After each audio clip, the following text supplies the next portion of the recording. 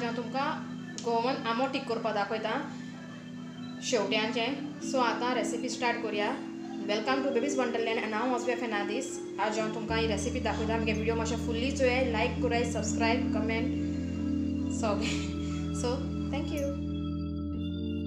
सो कश्मीरी मिरसांग्यो, एक जिंजरा पीस, कालाफुरा,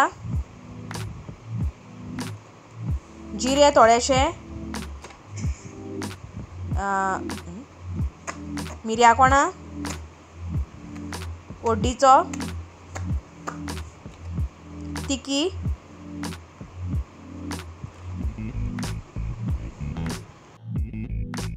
लसूण ऍड करपाची आनी विनेगर घालपाची थोडीशी.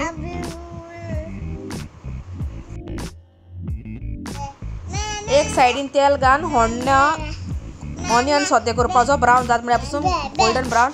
आनी हो कांदो बारीक कातरपाचो सारको आमलेटी घाताय तेसोलो.